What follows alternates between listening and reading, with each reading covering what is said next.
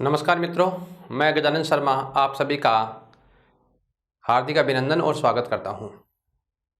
दोस्तों ध्यान दें, अब तक संधि के बारे में हम चर्चा कर रहे थे और संधि में हम लोगों ने जो संधियां हैं, हमारे स्वर संबंधित जो भी संधियां हैं, दीर्घ हो, यण हो, गुण हो, वृद्धि हो, अयादि हो, इसके अलावा पूर्व रूप और पर रूप, इनके बारे में हमने पिछली कक्षाओं में चर्चा करी है।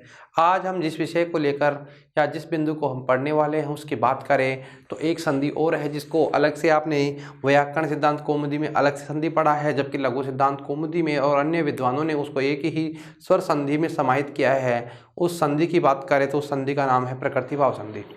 संधि का नाम क्या है मित्रों, थोड़ा समझना। संधि का नाम है प्रकृति भाव संधि। किस संधि का नाम क्या है भाई? प्रकृति भाव संधि। ठीक है, आगे चले थोड़ा।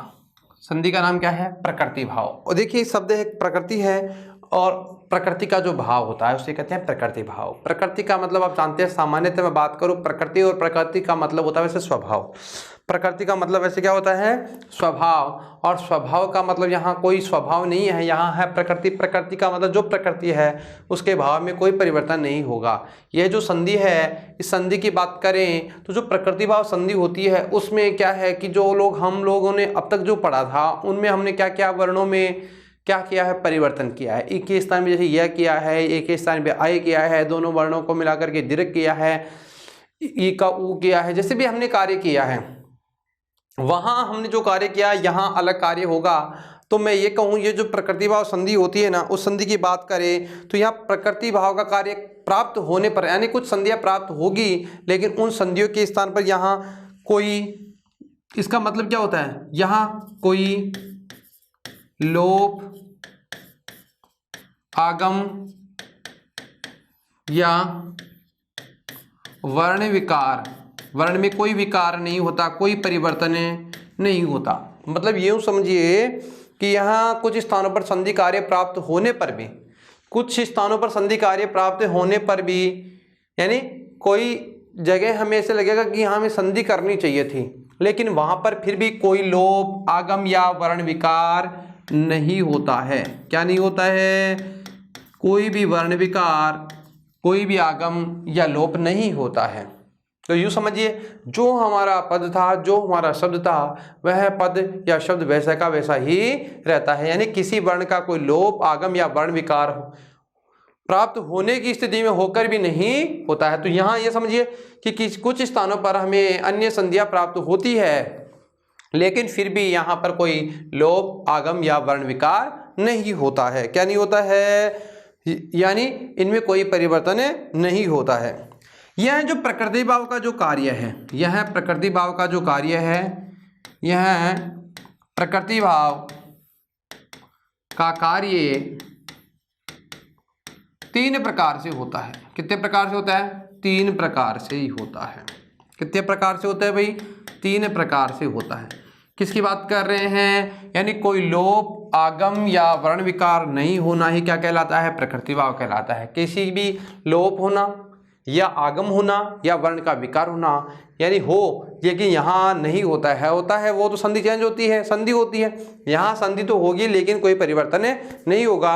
और इसके आधार पर यह संधि की कितने प्रकार की होती है? 3 प्रकार की होती है। कितने प्रकार की होती है? 3 प्रकार की। और इनके 3 प्रकार की बात करें तो एक संधि का नाम है प्लुत, प्लुत प्रकृति भाव संधि, प्लुत प्रकृति भाव संधि। ठीक है। दूसरे की बात करें तो एक संधि का नाम है प्रगृह्य, प्रगृह्य प्रकृति भाव संधि, प्लुत प्रकृति भाव संधि। दूसरी है प्रगृह्य प्रकृति भाव संधि और एक है सामान्य प्रकृति भाव संधि, सामान्य प्रकृति भाव संधि। ठीक है। कितने प्रकार की हो गई? 3 प्रकार की होती है। कितने प्रकार की होती है? प्लुत प्रकृति भाव संधि, प्रगृह्य प्रकृति भाव संधि और तीसरी है सामान्य प्रकृति भाव संधि। ठीक है, ध्यान से थोड़ा समझने का प्रयास करें। हम बात जिसकी कर रहे हैं उसका नाम क्या है? प्लुत। पहली कौन सी है? प्लुत। और प्लुत की बात करें तो यहां ध्यान देना कितने प्रकार की हो गई है संधि? 3 प्रकार की। पहली कौन सी है? प्लुत, दूसरी प्रगृह्य और तीसरी है सामान्य। तो हम चर्चा करते हैं प्लुत क्या होता है, प्रगृह्य क्या होता है, सामान्य क्या होता है। प्लुत का मतलब ये होता है कि जब हमने स्वर के बारे में जब चर्चा करी थी तो हम लोगों ने ये पढ़ा था कि जो स्वर है उस स्वर की 3 मात्राएं होती है। कितनी मात्राएं होती है भैया? 3 मात्राएं होती हैं। और उन मात्राओं की बात करें तो मात्राओं में हमने पढ़ा है एक मात्रिक भवेद ऋष्वम, द्विमात्रिको दीर्घमुच्यते, त्रिमात्रिको पलुतो गेयः व्यंजनश्च अर्धमात्रिकम। जिसकी एक मात्रा होती है उसे ऋस्व कहते हैं, जिसकी 2 मात्रा होती है उसे दीर्घ कहते हैं, और जिसके लिए 3 मात्राओं का प्रयोग होता है उसके लिए प्लुत, इसे हम प्लुत कहते हैं। क्या कहते हैं? प्लुत। और प्लुत के साथ जो संधि होती है उसे कहते हैं प्लुत प्रकृतिभाव संधि। ठीक है। जिसकी कोई मात्रा नहीं होती उसे क्या कहते हैं? व्यंजन कहते हैं। ठीक। दूसरी बात कर रहे हैं प्रगृह्य। प्रगृह्य क्या मतलब होता है? संज्ञा। किसी संज्ञा के साथ स्वर का मिलना क्या कहलाता है? प्रगृह्य प्रकृतिभाव। और सामान्य अन्य संध्या प्राप्त होती है, साथ में ही यह नियम भी प्राप्त होता है तो उसे कहते हैं सामान्य प्रकृतिभाव। हम बात करें, प्रारंभ करें, और प्रारंभ करते हैं हम लोग 1 नंबर पे, और एक संधि है जिसका नाम है प्लुत प्रकृतिभाव। बात किसकी कर रहे हैं? प्लुत प्रकृतिभाव, प्लुत प्रकृतिभाव संधि। देखिए संधि की बात करें तो संधि कौन सी है? प्लुत। तो यहां देखना, प्लुत का किसी स्वर के साथ मिलना प्लुत प्रकृतिभाव कहलाता है। प्लुत का किसी स्वर के साथ मिलना क्या कहलाता है? प्लुत स्वर संधि। देखिए अभी जो हम लोग संधि पढ़ रहे हैं, संधि में हमने पढ़ा स्वर वर्ण के साथ स्वर वर्ण का मेल होना स्वर संधि कहलाता है। तो जब भट्टोजी दीक्षित ने इस संधि को अलग संधि में समाहित किया तो अन्य विद्वानों ने इसलिए इसको समाहित किया क्योंकि प्लुत भी अपने आप में क्या होता है? एक स्वर होता है, और स्वर की एक मात्रा होती है ना? एक ऋस्व मात्रा, एक दीर्घ मात्रा, एक प्लुत मात्रा, और स्वर ही है ये भी, और बाद में क्या है? स्वर। तो यानी प्लुत का स्वर के साथ मिलना कौन सी संधि कहलाता है? प्लुत संधि कहलाता है। कौन सी संधि कहलाता है? प्लुत। और इस प्लुत संधि को हम कौन सी संधि कहते हैं? प्रकृतिभाव। इस संधि का नाम क्या हो गया? प्लुत संधि। तो प्लुत वर्ण के आगे किसी स्वर के होने पर होने वाली संधि क्या कहलाती है? प्लुत संधि कहलाती है। तो मैं लिखूं, आप लोग ध्यान से समझना, एक बार लिखता हूं मैं। प्लुत वर्ण के आगे, प्लुत वर्ण के आगे किसी स्वर के मेल से, यानी प्लुत वर्ण के आगे किसी स्वर के मिलने से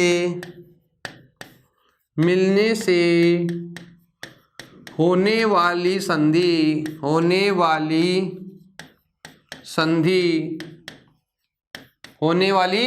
संधि प्लुत प्रकृतिभाव संधि कहलाती है।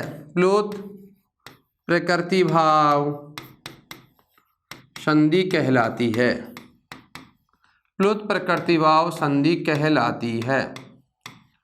ठीक है, ध्यान दे। प्लुत वर्ण के आगे किसी स्वर के, प्लुत के आगे क्या होगा? कोई स्वर होगा, और स्वर के साथ मिलने वाली संधि को क्या कहते हैं? प्लुत प्रकृतिभाव संधि कहते हैं। सामान्यतः आप ध्यान रखना, प्लुत होता क्या है? प्लुत क्या होता है इसके बारे में हम थोड़ी चर्चा कर लेते हैं।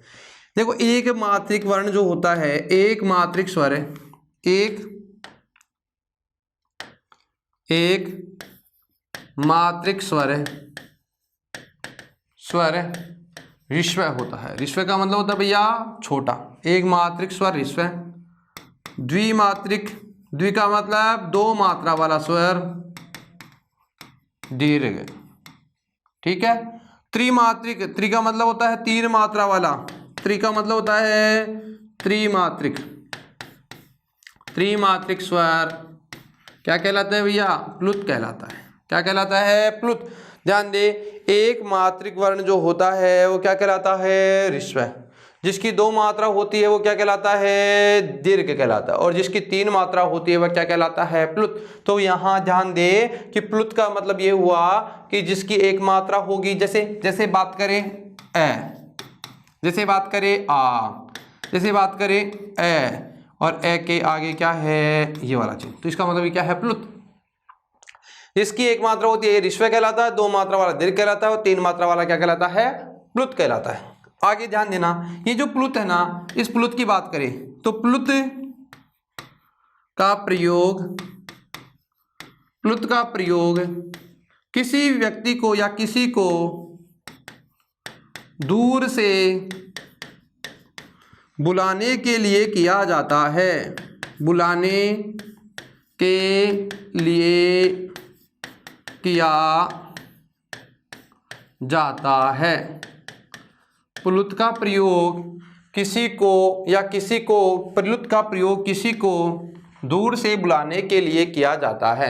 यानी कोई व्यक्ति दूर है और यदि हमें बुलाते हैं उसको, तो हम किसका प्रयोग करेंगे, कौन सी मात्रा का प्रयोग करेंगे, प्लुत का प्रयोग करेंगे।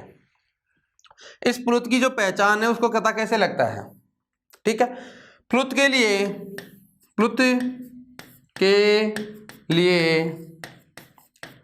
देवनागरी लिपि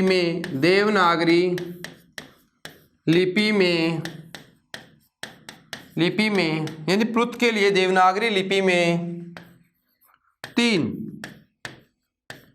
यानी इसको जानने के लिए देवनागरी लिपि में 3 यानी 3 कितना है, ठीक है, हिंदी भाषा की बात कर रहा हूं मैं। प्लुत के लिए देवनागरी लिपि में हिंदी में आप यूं समझिए 3 क्या लिखते हैं, 3 का प्रयोग किया जाता है। 3 का प्रयोग किया जाता है। कितने का प्रयोग किया जाता है, 3 की जैसे आकृति का लिखा जाता है। जैसे हमने अभी लिखा ए, और ए के अंदर कितनी मात्रा है 3, तो यहाँ किसका प्रयोग किया, देवनागरी में 3 को लिखा है। तो प्लुत को जानने के लिए हमें किसका प्रयोग करते हैं, 3 का प्रयोग करते हैं। किसका प्रयोग करते हैं, 3 का प्रयोग करते हैं, ठीक है। यहां तक की बात क्लियर। एक बार से फिर से मैं रिपीट करता हूं, प्लुत वर्ण के आगे के स्वर के होने पर होने वाली जो संधि है, उस संधि का नाम है प्लुत प्रकृति भाव संधि। प्लुत प्रकृति भाव संधि है। और जो प्लुत क्या होता है, एक मात्रिक जो स्वर होता है वह ऋष्व होता है। जिस स्वर की 2 मात्राएं होती है वह दीर्घ होता है, और जिस स्वर की 3 मात्राएं होती है वह क्या कहलाता है, प्लुत कहलाता है। इस प्लुत को जानने के लिए या समझने के लिए प्लुत को हिंदी की या देवनागरी लिपि में 3 की तरह लिखा जाता है। किसकी तरह लिखा जाता है, 3 की तरह लिखा जाता है। और इसका प्रयोग किसी व्यक्ति को दूर से बुलाने के लिए किया जाता है। दुरादुतेच संस्कृत में लिखा गया है दुरादुतेच, और प्रत्यभिवादे या प्रत्यय अभिवादे सुद्रेच है, लिखा गया है कि किसी व्यक्ति को दूर से बुलाने के लिए किसका प्रयोग किया जाता है, प्लुत का प्रयोग किया जाता है। किसका प्रयोग किया जाता है, प्लुत का प्रयोग किया जाता है। जैसे राम, एक व्यक्ति है राम, मैं के अंदर ए की मात्रा ऋष्व का प्रयोग किया, रामा दीर्घ हो गया, और हमने कहा राम ऐसे, तो राम के मैं में जो ए है उसमें हमने क्या जोड़ दिया, यानी हमने कौन सी मात्रा का प्रयोग किया है, प्लुत मात्रा का प्रयोग किया है। अब इसके उदाहरण की ओर बढ़ते हैं। अब यहाँ जो संधि होती है वो संधि क्या होती है, प्लुत। प्लुत का मतलब प्लुत आएगा पहले और बाद में क्या आएगा, कोई स्वर आएगा, ठीक है। अब उदाहरण की बात करें, जैसे उदाहरण की चर्चा करते हैं। अब उदाहरण में देखना क्या है कि अब कोई व्यक्ति दूर से आवाज देता है, जैसे एक वाक्य में प्रयोग करते हैं, जैसे आगच्छ राम राम राम, आगच्छ राम, अत्र अस्ति सीता, अत्र अस्ति सीता, अत्र अस्ति सीता। देखिए आगच्छ राम अत्र अस्ति सीता, देखिए यहाँ पे क्या दिखाई दे रहा है आपको, राम जो है इस में कितनी मात्राएं दिखाई दे रही है, 3 दे रही है, देखो इधर, और आगे क्या है, ए है। तो यहाँ देखिए यहाँ संधि होनी चाहिए थी, कौन सी, दीर्घ संधि होनी चाहिए थी। क्यों, में क्या है ए और आगे क्या है ए, दोनों को मिला देते तो क्या बनता, रामात्र, रामात्र बनता। लेकिन यहाँ कौन सा वर्ण है, प्लुत वर्ण है। तो प्लुत वर्ण है तो हमने परिभाषा में क्या लिखा प्रारंभ में कि संधि में ना तो कोई वर्ण का विकार होता है, ना लोप होता है, ना आगम होता है। जो पद जैसा है वैसा का वैसा ही रहता है। तो यहाँ पर संधि नहीं होगी। और प्रकृति भाव का मतलब क्या है, जो प्रकृति जैसी है वह वैसी की वैसी ही रहती है। तो राम क्या हुआ, राम अत्र अस्ति सीता, ठीक है। तो कहने का मतलब ये हुआ कि यहाँ संधि, कोई संधि नहीं होगी। अर्थात ये कौन सी संधि है, संधि का मतलब कोई संधि नहीं होने का मतलब यह है ना तो कोई वर्ण का विकार होगा, ना कोई आगम होगा, ना कोई लोप होगा। जो पद जैसा है वैसा का वैसा ही रहेगा। संधि कौन सी हो गई, प्लुत प्रकृति भाव संधि। जैसे उदाहरण की बात करें, अन्य उदाहरण की, आगच्छ आगच्छ हरे, आगच्छ हरे, आगच्छ हरे अत्र क्रीडेमः। क्या लिखा भाई, आगच्छ हरे अत्र क्रीडेमः। ठीक है।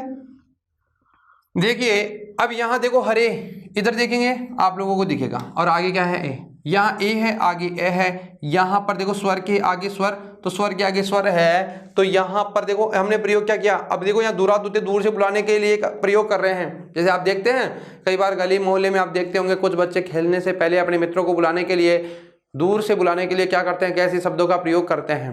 तो यहाँ पर भी शब्दों का प्रयोग किया जाए। आइए हरि यहाँ खेलते हैं, तो देखिए आगच्छ हरे अत्र क्रीडेमः। जैसे अगर जैसे राम महेश हरि जो भी है मोहन है, तो आप लोग देखे होंगे जैसे किसी को दूर से बुलाने के, जैसे किसी का नाम कालू है तो क्या करते हैं, कालू, है ना। तो कहने का मतलब ये हुआ कि जो भी व्यक्ति दूर है उस दूर वाले व्यक्ति को बुलाने के लिए अब जिस मात्रा का प्रयोग करते हैं उसे प्लुत कहते हैं, और प्लुत प्रकृति भाव संधि होती है। प्लुत के वर्णों के साथ आगे के स्वर के होने पर होने वाली संधि क्या कहलाती है, प्लुत प्रकृति भाव संधि कहलाती है। जैसे आगच्छ कृष्ण, आगच्छ कृष्ण है, आगच्छ कृष्ण अत्र गोश्चरति, गोश्चरति। जब कृष्ण भगवान है मानो कि गोपियों के साथ चर्चा कर रहे, बातें कर रहे थे, तो किसी ग्वाले ने देखा कि कृष्ण भगवान की जो गाय है वो गाय किसी पड़ोसी के खेत में घुस गई। तो भगवान श्री कृष्ण को वह आवाज़ देता है और कहता है कि यदि आप समय से नहीं आएंगे तो जो जिसका ये खेत है आपकी माता जी से क्या करेगा, शिकायत करेगा, यशोदा से शिकायत करेगा, यशोदा मैया से शिकायत करेगा। इससे पहले आप लोग क्या कहता है, वो आवाज़ देता है दूर से भगवान श्री कृष्ण को क्या कहता है, आगच्छ कृष्ण। देखिए आगच्छ कृष्ण, ए के ऊपर देखो प्लुत की मात्रा का, यानी मात्रा का प्रयोग कर रहा है। अत्र गोश्चरति, यहाँ क्या चल रही है, गाय चल रही है। आगच्छ कृष्ण अत्र गोश्चरति, तो कहने का मतलब यहाँ देखिए ए और ए, यहाँ प्लुत मात्रा का प्रयोग किया गया है। तो ये संधि कौन सी है, प्लुत प्रकृति भाव संधि। और इस संधि में हम जो संधि प्रकट रहे हैं प्रकृति भाव संधि, इस संधि में क्या नहीं होता है, कोई परिवर्तन नहीं होता है। जो पद जो शब्द जैसा है वैसा का वैसा ही रहता है। इसी के साथ हमारी संधि पूर्ण होती है। कौन सी, प्लुत प्रकृति भाव संधि समाप्त होती है। अब थोड़ा आगे चलते हैं। दूसरे नंबर पे एक संधि है जो महत्वपूर्ण है। यदि प्रकृति भाव संधि में कोई महत्वपूर्ण है तो यही महत्वपूर्ण है, ठीक है। इस संधि का नाम है प्रगृह्य है, प्रकृति भाव, प्रगृह्य प्रकृति भाव संधि, ठीक है। देखिए एक होता है प्रगृह्य, इस प्रगृह्य की बात करें, इस प्रगृह्य का मतलब है संज्ञा। इस प्रगृह्य का मतलब क्या होता है भाई, संज्ञा। किसी संज्ञा के बाद में स्वर का मिलना, यानी संज्ञा वाले वर्णों के साथ किसी स्वर का मिलन होना, यानी संज्ञा के साथ किसका मिलना, स्वर का मिलना ही क्या कहलाता है, प्रगृह्य, यानी प्रगृह्य प्रकृति भाव संधि कहलाता है। प्रगृह्य का मतलब क्या हुआ, संज्ञा, और संज्ञा के साथ क्या आता है, कोई स्वर आता है। तो यहाँ पर भी संधि होनी चाहिए थी लेकिन संधि नहीं होगी। और क्यों, क्योंकि हम संधि पढ़ रहे हैं कौन सी, प्रकृति भाव, और प्रकृति भाव में कोई परिवर्तन नहीं होता है। यानी प्रगृह्य को मानकर होने वाली संधि को क्या कहते हैं, प्रगृह्य। प्रगृह्य का मतलब होता है संज्ञा, और संज्ञा को मानकर होने वाली संधि को क्या कहते हैं, प्रगृह्य प्रकृति भाव संधि कहते हैं। ध्यान दिए, प्रगृह्य, प्रगृह्य का मतलब होता है संज्ञा। प्रगृह्य का मतलब क्या होता है, संज्ञा, और संज्ञा के आगे क्या आएगा, स्वर। तो यहाँ किसको मानकर, प्रगृह्य को, प्रगृह्य का मतलब संज्ञा को, प्रगृह्य का मतलब क्या होता है, संज्ञा, और संज्ञा को मानकर होने वाली संधि प्रगृह्य संधि कहलाती है। प्रगृह्य प्रकृति भाव संधि कहलाती है। प्रगृह्य संधि या प्रगृह्य प्रकृति भाव संधि कहलाती है, ठीक है। अब हम बात करें इस संधि के कुछ अलग से नियम है। प्रगृह्य का मतलब होता है संज्ञा, और संज्ञा के साथ में होने वाली संधि। संज्ञा का मतलब कोई संज्ञा होगी उसके बाद में कोई स्वर आएगा, और संज्ञा के साथ होने वाली संधि जो संधि है उस संधि का नाम क्या है, प्रगृह्य प्रकृति भाव संधि है। चलो इसकी बात करते हैं। इसमें एक नियम है, उस नियम की चर्चा करते हैं। प्रगृह्य कहाँ होगा, बहुत महत्वपूर्ण है ये, और यह सूत्र भी इसका बहुत महत्वपूर्ण है। यदि प्रकृति भाव संधि में सबसे महत्वपूर्ण कुछ है तो सबसे महत्वपूर्ण क्या है, इंपॉर्टेंट यही है। जो हम संधि पढ़ रहे हैं वो संधि की बात करें प्रकृति भाव संधि, और प्रकृति भाव की बात करें जो दूसरे नंबर की संधि है प्रगृह्य प्रकृति भाव संधि, उसमें सबसे महत्वपूर्ण क्या है, यही है। और एक सूत्र लिखा गया है ई दु दे इदुदे दंतम इदुदे दंतम द्विवचनम प्रगृह्यम प्रगृह्यम। क्या लिखा भाई, इदुदे दंतम द्विवचनम प्रगृह्यम। देखो सूत्र क्या लिखा है, इदुदे दंतम द्विवचनम प्रगृह्यम। ध्यान देना, देखो ई का मतलब दीर्घ ई, देखो ई आज्ञा है उद एकार द्विवचनम और प्रगृह्यम उसकी कौन सी संज्ञा होगी, प्रगृह्य संज्ञा होगी या प्रगृह्य संधि होगी। ध्यान देना, दीर्घ इकारांत, ठीक है, दीर्घ उकारांत और ई उ ए और एकारांत, ठीक है। इनके आगे क्या आएगा, कोई स्वर हो, क्या हो, कोई स्वर हो। और ये भी ऐसे नहीं दीर्घ ई दीर्घ उ दीर्घ ए, कहने का मतलब यहाँ ये नहीं है, इन्होंने लिखा के देखो क्या लिखा है, द्विवचनम, किसमें हो, द्विवचन संबंधित, यानी द्विवचन में देखो किसी शब्द के द्विवचन में, द्विवचन का मतलब समझ गए, एक वचन द्विवचन और बहुवचन। तो बात करें द्विवचन संबंधित, यानी किसी शब्द के द्विवचन में दीर्घ इकार हो, दीर्घ उकार हो या एकार हो, केवल हमें देखना है। जो हमारे जो शब्द रूप हैं उन शब्द रूप का मतलब यहाँ संज्ञा है, और संज्ञा के साथ क्या आएगा, स्वर, हमने यही पढ़ा। और संज्ञा के साथ जो स्वर आता है उस संधि को कौन सी संधि कहते हैं, प्रगृह्य संधि, प्रगृह्य। और प्रगृह्य का मतलब भी हमने ये पढ़ा है, प्रगृह्य को मानकर होने वाली संधि क्या कहलाती है, प्रगृह्य प्रकृति भाव। तो प्रगृह्य का मतलब यह है, पहला नियम ये कहता है कि ई दु देदंतम द्विवचनम प्रगृह्यम। सूत्र ये कहता है कि द्विवचन में यदि दीर्घ इकारांत दिकार दीर्घ ई हो, दीर्घ उ हो, या दीर्घ उ नहीं हो करके क्या हो, ए हो, क्या हो, ए हो, तो उसके बाद में कोई स्वर हो तो जो संधि होती है उस संधि का नाम क्या है, प्रगृह्य प्रकृति भाव संधि है। इसका मतलब ये हुआ कि द्विवचन संबंधित, यानी द्विवचन संबंधित का मतलब हुआ कि किसी शब्द के द्विवचन में द्विवचन संबंधी दीर्घ ई उ एवं एकारांत शब्दों के आगे, शब्द का मतलब संज्ञा, शब्दों के आगे स्वर के होने पर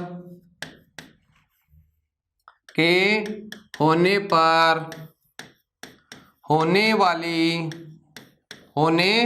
वाली संधि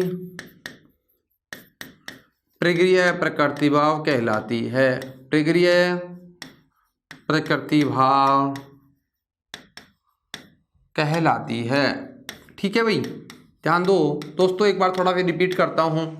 द्विवचन में दीर्घ इकार हो, दीर्घ उकार हो या एकार हो, उसके आगे कोई स्वर होता है तो जो संधि होती है उस संधि का नाम है प्रगृह्य प्रकृति भाव, और उसमें कोई परिवर्तन नहीं रहता, होता है जो पद जैसा है वैसा का वैसा ही रखता है। जैसे द्विवचन संबंधी दीर्घ ई उ एवं एकारांत शब्दों के आगे स्वर के होने पर होने वाली जो संधि है उस संधि का नाम क्या है भाई, उस संधि का नाम क्या है, उस संधि की बात करें तो प्रगृह्य प्रकृति भाव संधि है। कौन सी संधि है, प्रगृह्य प्रकृति भाव संधि है। ठीक है, बात करें इसके उदाहरण की, ध्यान देना, इसके उदाहरणों की बात करें।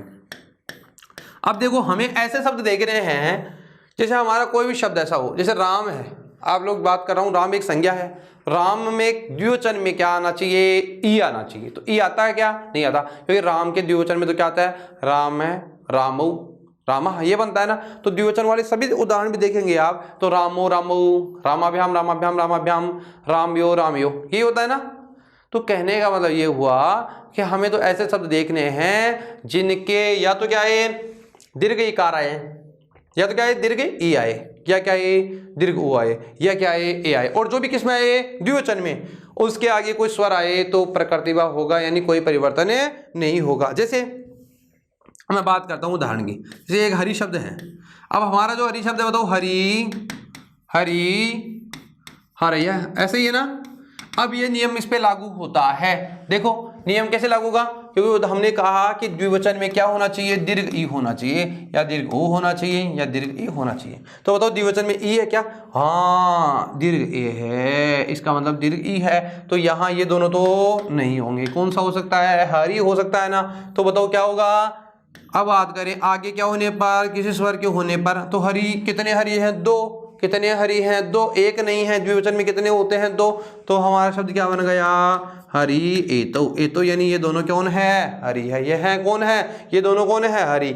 बताओ ई के बाद में, ई का मतलब यहाँ देखो ई दीर्घ ई है, बाद में स्वर है, तो यहाँ अन्य संध्या भी प्राप्त हो रही थी, लेकिन अन्य कार्य नहीं होकर के जो पद जैसा है वैसा का वैसा ही रहेगा, कोई परिवर्तन नहीं होगा। संधि का नाम क्या है? प्रक्रिया प्रकृति भाव संधि। ठीक है, एक का उदाहरण हो गया। अब हम बात करते हैं किसकी? अब बात करते हैं उ की। जैसे बात करें, जैसे विष्णु, विष्णु में उ की मात्रा आती है ना, तो बताओ विष्णु में छोटा कैसे? विष्णु विष्णु विष्णुव है, ऐसे बनता है ना। जैसे हरि हरि, भानु भानु भानव है, भानु भी है, उकारांत शब्द है, भानु भानु भानव है। तो भानु देखो यहाँ देखो शब्द लिखा है विष्णु, और विष्णु बताओ कैसे बन गया? विष्णु। विष्णु कितने हैं? दो। इमो विष्णु क्या बन गया? इमो विष्णु। विष्णु इमो या विष्णु इमो, इमो विष्णु। तो यहां ध्यान देना दीर्घ यू है, इनमें बताओ संधि प्राप्त होगी क्या? हाँ संधि तो प्राप्त हो रही है, प्रकृति भाव हो रही है, लेकिन और अन्य संधियां प्राप्त होकर भी संधिया कार्य नहीं हो रहा है। बताओ अब हम बात करते हैं अब विष्णु इमो। अब हम बात करें एक ही, जैसे शब्द है गंगा गंगे गंगा, ऐसे होता है ना। रमा रमे रमा, रमा रमे रमा। बताओ आकारांत है, लेकिन रमा में द्विवचन में ए आता है, जैसे गंगा गंगे गंगा। तो बताओ क्या बनेगा? गंगा। तो बताओ गंगा में क्या बनता है? गंगा। और बताओ मिलाकर अलग अलग लिखते हैं तो क्या बन जाएगा? गंगे। अब गंगे, अब देखिए गंगे, अब याद है अमु, गंगे अमु, ये कौन है? गंगा। तो गंगे अमु। अब ध्यान दे, एक बार फिर से मैं रिपीट करता हूं, जैसे एक उदाहरण और लिख देते इसका। पचेते इमो। देखिए इधर क्या है? ए आगे स्वर है, इधर दीर्घ उ है, आगे स्वर है, आगे इधर देखिए ए आगे स्वर, इधर क्या है? ए आगे क्या है? स्वर है।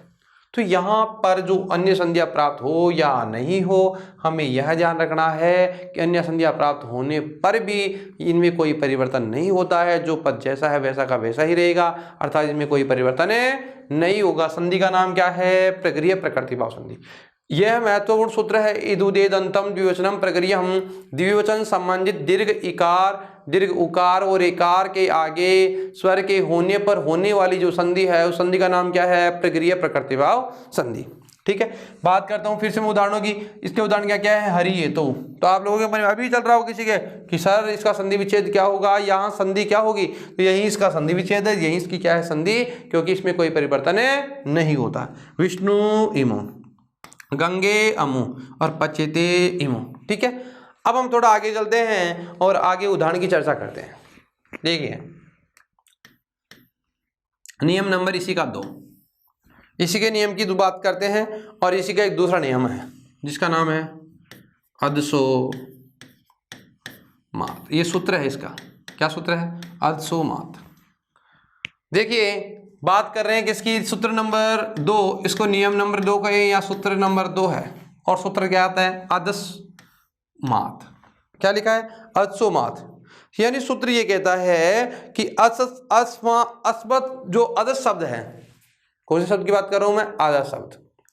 उन अदस शब्दों की बात करें तो इन अदस शब्दों से संबंधित क्या है? मकार के बाद, मत का मतलब होता है मैं के बाद, क्या हो? अदसो मात कहता है कि या तो दीर्घ ई आए या दीर्घ उ आए। अदस शब्द के, आप ध्यान देना, एक शब्द की बात हो रही है यहाँ पर, किसकी बात हो रही है? अदस शब्द की। किसकी बात हो रही है? अदस शब्द, थोड़ा समझना। और इस अदस शब्द के अंदर भी एक शब्द है मैं। क्या है? मैं। और उस मैं के आगे क्या है? या तो मैं के साथ क्या है? ई आए, या क्या आए? उ आए। क्या है? या तो दीर्घ ई आए या उ आए। तो इसका मतलब तो ये हुआ, या तो क्या है? मी, और या क्या है? मु। अदस शब्द का आपको तो इतना सा याद रखना है, इतनी आप गहराई में जाने की आवश्यकता ही नहीं है कि मैं क्या मतलब? मैं के आगे केवल मैं, अद शब्द के म के आगे क्या हो, दीर्घ ई हो या दीर्घ ऊ हो। सूत्र ये कहता है कि जो हमारा अद शब्द है उस अद शब्द की बात करें तो अद शब्द के म के आगे किसकी बात कर रहे हैं, मकार के बाद दीर्घ ई और दीर्घ ऊ के बाद होने वाले स्वर से होने वाली जो संधि है वो कौन सी संधि है, प्रक्रिया संधि है। अर्थात अद शब्द के शब्द रूप में आप इतना से ध्यान रख लो, मी और मुंह किस किस की बात कर रहे हैं, मी और मुंह की जो संज्ञा होती है वह कौन सी संज्ञा होती है, प्रक्रिया संधि होती है। कौन सी संधि होती है, प्रक्रिया संज्ञा। और प्रक्रिया संज्ञा होगी तो संधि कौन सी होगी, प्रक्रिया होगी। ठीक है, तो इसको मैं विस्तार से लिखता हूं। इस अर्थ हो गया आदर्श शब्दों या शब्द के अद शब्द के मैं का मतलब क्या हो गया, अद शब्द के मकार के बाद, अद शब्द के मकार के बाद दीर्घ ई, दीर्घ क्या हो ई या दीर्घ ई या ऊ का मतलब समझ गए, दीर्घ ऊ, दीर्घ ई या दीर्घ ऊ के होने पर होने वाला कार्य, होने वाला कार्य प्रक्रिया होता है। कौन सा होता भाई, प्रक्रिया होता है। ठीक है, ठीक है। सामान्यतः आपको क्या ध्यान रखना है, सामान्यतः अदस शब्द के आप देखो मैं के बाद ई आएगा तो क्या बन जाएगा, मी व मुंह। आप देखो अद शब्द के हमने मैं के बाद ई किया तो क्या बनता है, मी बनता है। और अद शब्द में अगर हम लगाएंगे मैं के आगे ऊ तो क्या बनेगा, मुंह। तो अद शब्द के मी व मुंह के आगे स्वर के होने पर प्रक्रिया संज्ञा होती है, प्रक्रिया कार्य होता है, होने पर प्रक्रिया कार्य होता है। यानी जो पद जैसा है वैसा का वैसा ही रहता है, कोई परिवर्तन नहीं होता है। किसकी बात कर रहे हैं भैया, देखो हमने यही पढ़ा है ना अभी, अद सोमास सूत्र कहता है अद शब्द के मैं के आगे क्या क्या हो, दीर्घ ई और दीर्घ ऊ हो, यानी मी और मुंह हो तो, और मी और मुंह के आगे क्या हो, कोई स्वर हो। तो जो संधि हो रही है उस संज्ञा का नाम क्या है, स्वर, प्रक्रिया संज्ञा। और प्रक्रिया को मानकर होने वाला कार्य क्या कहलाता है, प्रक्रिया प्रकृति भाव। तो यहाँ देखना अद शब्द के अगर मैं के बाद दीर्घ ई हो या दीर्घ ऊ के होने पर होने वाला कार्य प्रक्रिया का होता है। सामान्यतः अद शब्द के मी व मुंह के आगे स्वर के होने पर होने वाला कार्य क्या कहलाता है भैया, क्या कहलाता है, प्रक्रिया कार्य कहलाता है। और उसे हम कहते हैं प्रक्रिया संधि कहते हैं या प्रक्रिया प्रकृति भाव। उदाहरण की बात करें, ठीक है, अब देखो उदाहरण की बात करते हैं। अब उदाहरण की बात करें तो अब हमें अद शब्द देखना है, और अद शब्द में एक तो आता है अम्मू और एक आता है अम्मी। दो ही शब्द ऐसे हैं अद शब्द में जिनका प्रयोग होता है। देखो अम्मू, ठीक है, क्योंकि हमने यही पढ़ा है कि या तो क्या हो अम्मी, मी हो, और यदि क्या हो एक होना चाहिए अमू। जैसे एक शब्द की लिखता हूं मैं अमी और एक लिखा है ईशा, बताओ अम्मी ईशा। यहां देखिए अब आप लोगों के मन में चल रहा है कि सर यहां पे हमें तो दीर्घ संधि कर देनी चाहिए थी, क्यों, क्योंकि यहां शब्द क्या लिखा हुआ है, इधर बड़ा ई है इधर भी वही है, दोनों के स्थान पे बड़ा ई हो जाएगा। अगर आप इनको ऐसे संधि बनाओगे तो संधि कौन सी हो रही है भैया, दीर्घ हो रही है ना, कौन सी हो रही है, दीर्घ हो रही है। तो अगर आप इसको बनाते हो तो शब्द कैसा बन जाता हमारा, अमी। देखो क्या बनता है, ई और ई से क्या बनता है, ई, शब्द क्या बन गया, अमीसा। बनता नहीं अमीसा, क्यों, ई और ई को मिलाएंगे तो ई हो जाएगी, एक बड़ी होगी ना, तो बड़ी इसमें मिलाएंगे तो बताओ क्या बन जाएगा, अमीशा बनेगा। लेकिन यहाँ यह संधि वाला युक्त पद नहीं है और ये गलत है। क्यों, क्योंकि हमने पढ़ा है, हमने लिखा है, यहाँ पर इसलिए गलत है क्योंकि एक शब्द लिखा अदस शब्द, और अदस शब्द में एक शब्द का प्रयोग होता है जिसका नाम है अमी। क्या लिखा गया है, अमी, और इसके आगे क्या है, स्वर।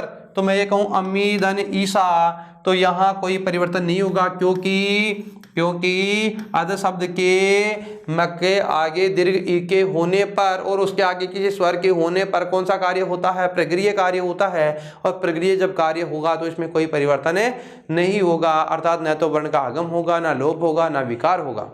तो ठीक है, यहाँ ध्यान देना, अमी धन ईसा, तो अमी धन जो ईसा है उसका क्या बनेगा? अमी धन ईसा से क्या बनेगा? अमी ईसा ही रहेगा।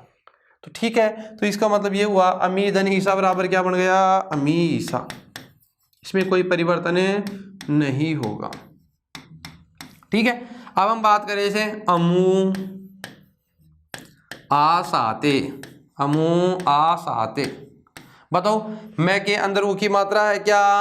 मैं के अंदर ऊ की मात्रा है? हाँ है। बताओ आगे कोई स्वर है? हाँ है। तो आगे कोई स्वर के होने पर और ऊ की मात्रा होने पर कोई परिवर्तन होगा क्या? कोई परिवर्तन नहीं होगा, अर्थात यहाँ जो संधि कौन सी पढ़ रहे हैं हम लोग? प्रगृह्य प्रकृति भाव कार्य होगा। जैसे अमी, अब बताओ अमी, अब अमी का मतलब यहाँ अमी यह है, अध शब्द का अमी है। अब अमी, अब आगे जाए कोई भी स्वर हो, जैसे अमी अध्यापकः, अमी, अमी क्या लिखा है? अमी अध्यापका। बताओ अध्यापकः, बताओ अध शब्द की बात करो, मी और मी के आगे क्या कोई स्वर है? तो अगर यहाँ देखो स्वर के होने पर अन्य संज्ञा प्राप्त हो रही थी, लेकिन हमने कोई परिवर्तन नहीं किया क्योंकि यह प्रकृति भाव संधि है। और प्रकृति का मतलब ये होता है कि जो शब्द हमारा पद जैसा है वैसा का वैसा ही रहता है, अर्थात उसमें कोई परिवर्तन नहीं होता है। ठीक है, तो हमारा ये दूसरा नंबर का सूत्र था, वो कौन सा था? अधसुमात। वो कहता है कि अध शब्द के म के आगे दीर्घ ई और दीर्घ उ के होने के बाद यानी कोई स्वर हो तो कौन सा कार्य होता है? वहां प्रगृह्य कार्य होता है। यूं समझिए, मी और मु के आगे स्वर हो तो कोई परिवर्तन नहीं होता है। अब हम चलते हैं थोड़ा सा आगे। अब आगे देखो, तीसरे नंबर का एक सूत्र है, नियम नंबर 3। और नियम नंबर 3 में एक सूत्र लिखा गया है। उस सूत्र की बात करें तो सूत्र का नाम है निपात। सूत्र का नाम क्या है? निपात। एकाच एकाच नांग है, निपात एकांज नांग है। देखो सूत्र क्या लिखा गया है? निपात एकाच नांग है। ठीक है, बात करें सूत्र की तो सूत्र क्या लिखा गया है? निपात एकाच नांग है। अब यहां ध्यान देना, निपात, देखो निपात क्या होता है? नी पत धन घय से बनता है निपात। निपात जो शब्द है वो किससे बनता है? नी पत और घय से बनता है निपात। और निपात का मतलब यूं समझिए कि किसी ने कुछ गिराया और कुछ मिला, मतलब बीच में कुछ टपकना, मतलब गिरना, किसी चीज का गिरना। गिरना क्या कहलाता है? निपात। और निपात का मतलब ये होता है जो पद जैसा है, जैसे अव्यय हम पढ़ेंगे ना जब आकर के चर्चा करेंगे, अव्यय और अव्यय को हम निपात भी कहते हैं। निपात का मतलब बीच में किसी शब्दों के बीच में आकर के जुड़ जाना, तो उनमें कोई परिवर्तन नहीं होता है। क्या होता है? कोई परिवर्तन नहीं होता है। निपात एकाच नांग है, एक अच न अंग है। अलग अलग किया हमने, निपात एकाच, एकाच यानी एक ही अच वाला, और न अंग नांग, निपात एकाच नांग है। तो यहां मतलब ये हुआ इस सूत्र का कि ये कहता है कि यदि किसी पद के आगे निपात, निपात के रूप में हमारे सामने क्या आ जाए? निपात के रूप में कोई अच आ जाए, एक अन्य अच और आ जाए। अच का मतलब होता है स्वर, और एक स्वर के साथ किसी दूसरे स्वर का आ जाना, यानी एक स्वर के साथ, अब एक जो स्वर तो आ ही रहा है कोई बात नहीं, लेकिन एक बीच में आकर के टपक जाता है, यानी बीच में आकर के कूद जाता है। यूँ समझिए, एक स्वर तो आ गया और दूसरा स्वर भी आकर के आया है, बीच में बैठ जाता है। यानी यूँ समझिए, यानी आंग के अलावा एक स्वर के निपात भी प्रगृह्य होते हैं। एकाच नांग है, नांग है, नांग का मतलब एकाच नांग है। आंग के अलावा, आंग के अलावा, आंग के अलावा एक स्वर वाले, एक अच वाले, यानी देखो क्या लिखा है? आंग के अलावा एक स्वर वाले निपात भी प्रगृह्य होते हैं। क्या होते हैं भैया? प्रगृह्य। और प्रगृह्य होंगे तो कौन सा कार्य होता है? प्रगृह्य होते हैं। मतलब किसकी बात कर रहे हैं? आंग के अलावा। आंग का मतलब यहाँ आंग और निपात एकांज नांग है, न अंग है, नांग है, यानी आंग के अलावा एक स्वर वाले निपात भी क्या होते हैं, निपात भी क्या होते हैं, प्रगरीय होते हैं। और प्रगरीय को मानकर होने वाला कार्य क्या कहलाता है, प्रगरीय प्रकृति भाव। क्या कहलाता है, प्रगरीय। और प्रगरीय से होने वाली जो संधि है उसका नाम क्या है, प्रकृति भाव है। और प्रकृति भाव में कोई परिवर्तन नहीं होता है। तो यहां ध्यान देना, आंग का यहां तात्पर्य, अब यहाँ आ का कोई ना कोई तात्पर्य होगा जिसकी हम चर्चा करेंगे, लेकिन आपको यहाँ ध्यान देना। अब यहाँ देखो, एक शब्द की बात करता हूँ, इसके उदाहरण की बात करता हूँ। यहाँ सामान्य बातें हैं। उदाहरण की बात करें, जैसे एक शब्द लिखा है ई इंद्र, ठीक है। बताओ, एक अच्छा है क्या, इंद्र एक शब्द है, एक स्वर वाले निपात भी क्या होते हैं, प्रक्रिया। बताओ, एक स्वर है क्या, ई, एक स्वर है, आगे भी स्वर है ई, और ई से तो क्या बनता, दोनों को मिला देते तो बताओ ई प्लस ई मिलाते तो शब्द क्या बन जाता हमारा, ई बन जाता, ई बन जाता ना। तो यहाँ ई बन जाता, लेकिन यहाँ कौन सा कार्य हो जाता, दीर्घकारी हो जाता। तो यहाँ दीर्घकारी हो जाता तो संधि इस कहने का आवश्यकता ही नहीं थी, तो हमारा शब्द कैसा बनता, इंद्र बनता। लेकिन यहाँ एक स्वर का मतलब एक अच वाला जो स्वर है वो भी क्या होता है, निपात होता है। निपात को मानकर होने वाला कार्य क्या होता है, प्रगरीय। और प्रगरीय को मानकर होने वाली संधि है प्रगरीय प्रकृति भाव संधि। तो ये बताओ, ई इंद्र कैसा रहेगा, ऐसे ही रहेगा, ई इंद्र। जैसे ऊ उमेश, ऊ उमेश, बताओ ऊ को जोड़ते तो बड़ा ऊ हो जाता ना, लेकिन नहीं, ऐसा ऐसा रहेगा। अब बताओ, ई से यहाँ मतलब क्या है, उससे क्या मतलब है। तो यहाँ ई से तात्पर्य, ई से तात्पर्य, ई का क्या मतलब है, ई का मतलब यहाँ है विस्मय। ध्यान देना, कई बार परीक्षा में पूछ लिया जाता है, ई का मतलब क्या है, ई से तात्पर्य विस्मय है, और ऊ से तात्पर्य वितर्क है। क्या है, वितर्क। ऊ का मतलब क्या है, विस्मय है। ई से मतलब तो इसमें, ऊ से मतलब है वितर्क। ई का मतलब क्या है भैया, ई का मतलब यहाँ, ई से यहाँ तात्पर्य है वितर्क है, सॉरी, ई से तात्पर्य विस्मय है, और ऊ से मतलब क्या है, वितर्क है। यानी निपात एकाच जनांग ये कहता है कि निपात यानी आंग के अलावा एक स्वर वाले निपात भी प्रगरीय होते हैं। ई इंद्र, ई इंद्र से यानी ई से यहाँ तात्पर्य विस्मय से है, और ऊ वितर्के, ऊ उमेश है, ई इंद्र है, ई से तात्पर्य विस्मय है, ऊ उमेश से यहाँ तात्पर्य है वितर्क है। इसी के साथ हमारी जो संधि है वह संधि पूर्ण होती है। और जिस संधि की हम चर्चा कर रहे थे उस संधि का नाम क्या था, उस संधि का नाम था, उस संधि की हम बात कर रहे थे प्रगरीय प्रकृति भाव संधि है। देखिए, संधि हमने पढ़ी है प्रकृति भाव, और प्रकृति भाव में हमने नियम पढ़ा प्लुत प्रकृति भाव। प्लुत का मतलब प्लुत के साथ होने वाले स्वर पर होने वाली संधि को प्लुत प्रकृति भाव कहते हैं। प्रगरीय और प्रगरीय का मतलब होता है संज्ञा, और संज्ञा के बाद होने वाले स्वर को मानकर होने वाली संधि क्या कहलाती है, प्रगरीय प्रकृति भाव संधि कहलाती है। और एक सामान्य प्रकृति भाव संधि, उसकी भी हम थोड़ी चर्चा कर ही लेते हैं। तीसरे नंबर पर जो हमारी संधि थी उस संधि के नाम था सामान्य प्रकृति भाव, सामान्य प्रकृति भाव। देखिए, सामान्य प्रकृति भाव की हम जब चर्चा करते हैं तो आपको बताएं कि यहां पर तो देखो हमें अन्य संधियां प्राप्त हो ही रही है और होगी भी, तो यहां जो कार्य होने वाला विकल्प से होगा।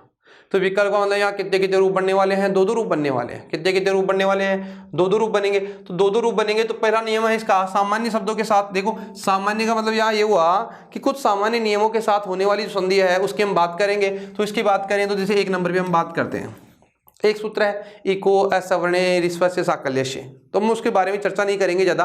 आपको तो इतना समझना है कि जैसे कई बार क्या होता है, इक का मतलब क्या होता है, इक, और इक का मतलब होता है ई उ रिल रिक। तो इक का मतलब हो गया ई उ री और री, इसके आगे किसके होने पर, स्वर के होने पर। बताओ, ई उ रिल री के आगे स्वर के होने पर जो एक संधि होती थी उसका नाम था यण संधि। तो यहां पर यण संधि भी प्राप्त हो रही है, लेकिन हम यहां ये करेंगे, आपको तो सूत्र देखिए, एक बार सूत्र की चर्चा कर ही लेते हैं। थोड़ा सा आप लोग थोड़े कंफ्यूज नहीं होंगे, इसलिए हम चर्चा कर लेते हैं। ये नियम है, एक सूत्र है, वो ये कहता है, इसका सूत्र है पहला, इसके पहले सूत्र की बात करें, इको असवर्णे, इको असवर्णे, क्या लिखा है, इको असवर्णे साकल्य, साकल्ये, देखो इको असवर्णे साकल्यश्च ऋस्वश्च, साकल्यश्च ऋस्वश्च।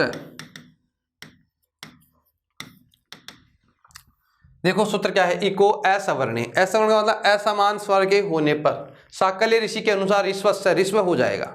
ठीक है। तो नियम क्या कहता है कि जो हमारा इक है, इक का मतलब देखो हमने पढ़ लिया इक, और इक का मतलब क्या होता है ई उ री के आगे क्या होने पर असवर्ण, असवर्ण यानी असमान स्वर के होने पर, स्वर के होने पर, और इसे हम कह सकते हैं असमान स्वर।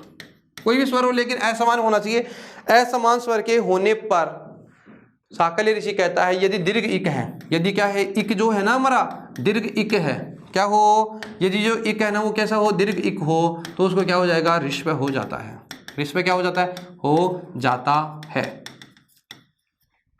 बात करूं एक बार फिर से मैं रिपीट करता हूं सामान्य।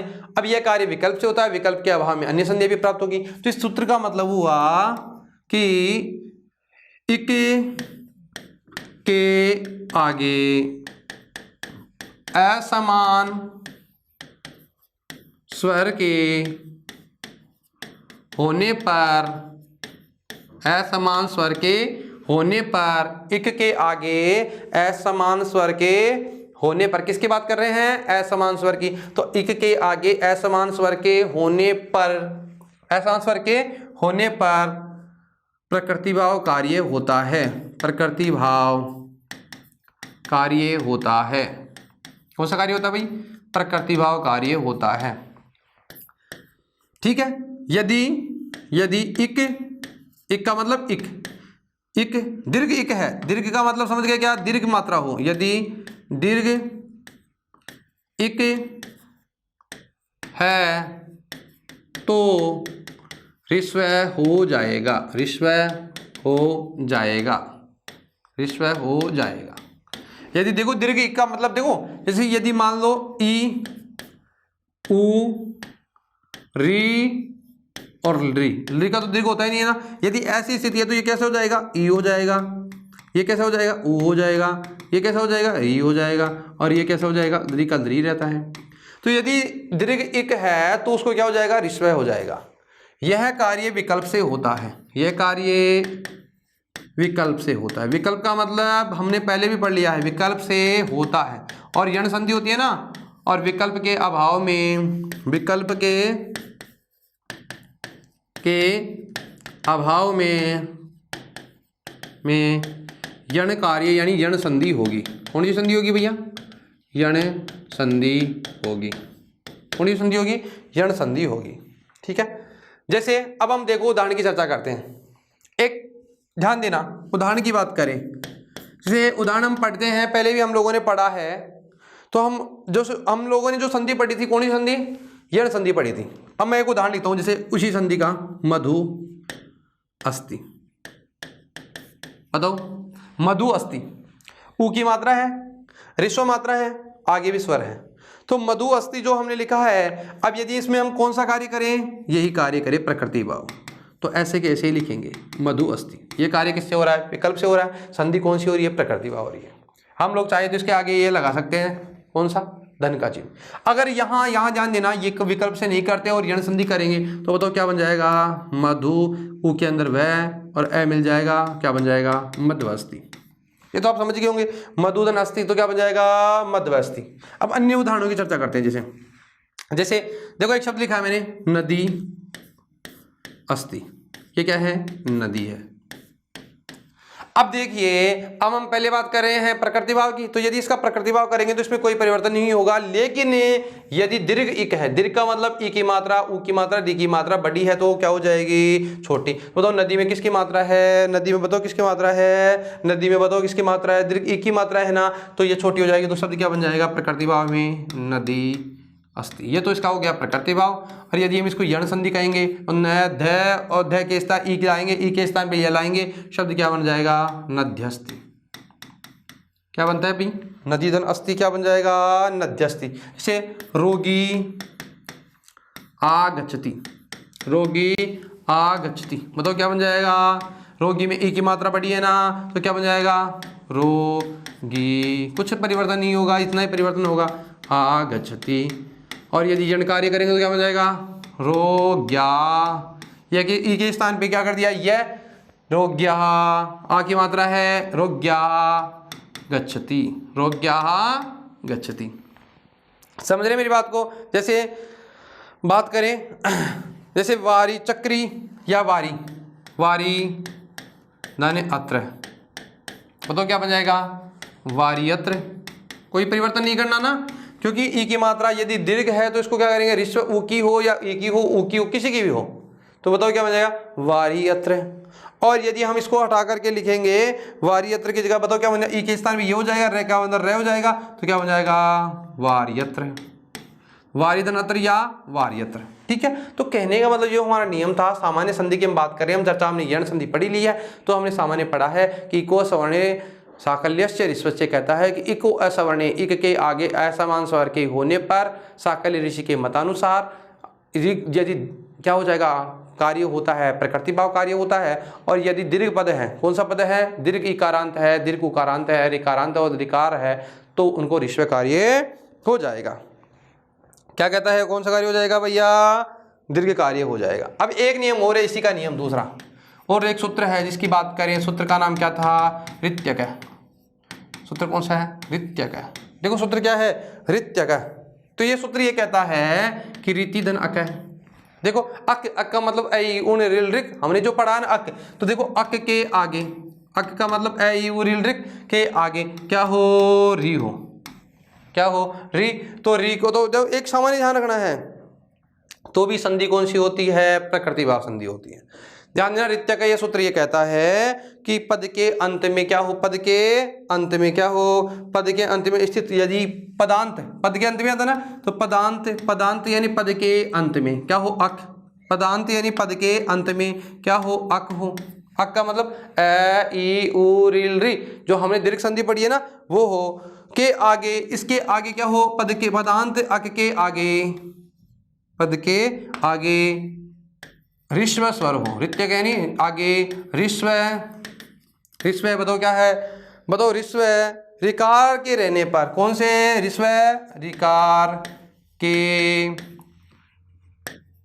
रहने पर, रहने पर प्रकृति भाव कार्य होगा, पर प्रकृति भाव कार्य होगा। कौन सा कार्य होगा भाई, प्रकृति भाव कार्य होगा।